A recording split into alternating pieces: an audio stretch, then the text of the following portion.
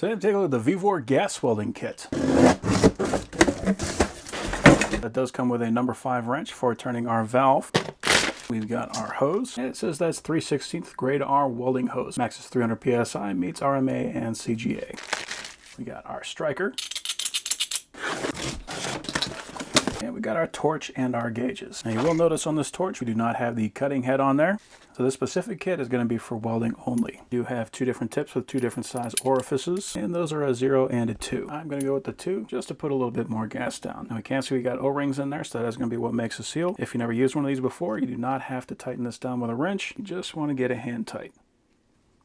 So here are our valves, and they labeled it red and blue. So it's not red and green, so there is going to be a little bit of a difference. What I'm used to the red and green, but as long as you keep the red correct, you'll know that that is the acetylene. We can see these are properly threaded, so our acetylene is left-handed twist, so that is lefty-tighty, and the oxygen is right-handed twist, righty-tighty.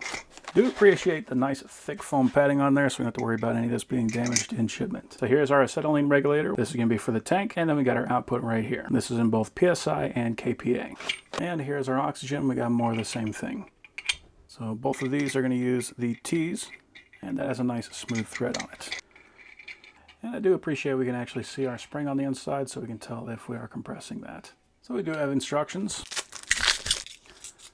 That's nice. So it actually came with a set of tip cleaners. Got our shaded goggles, and it does have a clear lens on the inside, so we can use that without the shade or with the shade if we want. And I appreciate these are actually vented, so you don't have to worry about those fogging up.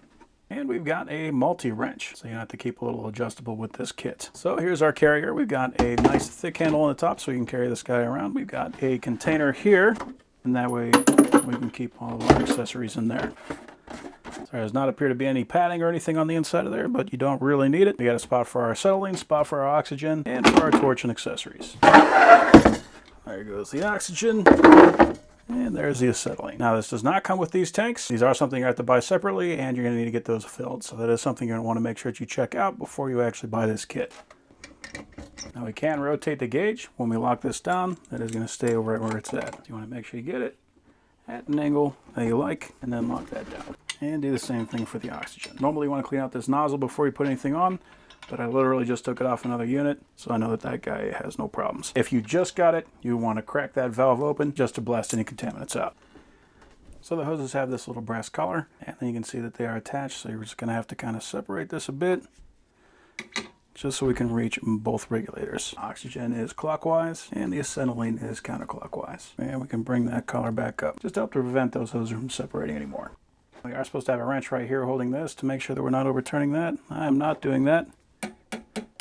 So, do what I say, not what I do.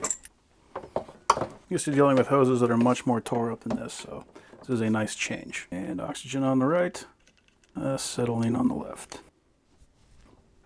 Okay, we are assembled. I want to make sure we got all the valves, everything closed. And then we're going to open our oxygen. We're going to open that one all the way up. Looks like we actually got little covers on these as well. So we want to be looking at the middle. That's going to be the red. So that is the PSI. We want this to be at about 20 PSI.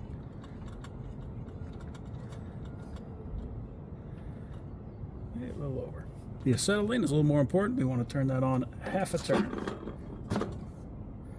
And the same thing, but with this one, we're only going to be looking at about 5 PSI. All right, turn on our acetylene first.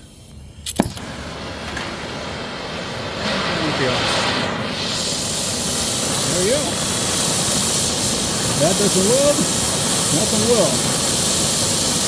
Now we're going to turn it off. We'll start with the acetylene and the oxygen, and then we do the same thing.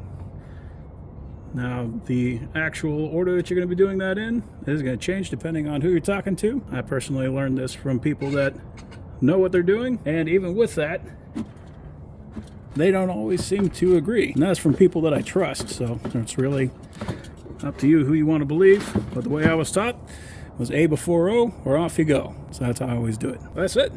Looks like a very cool kit.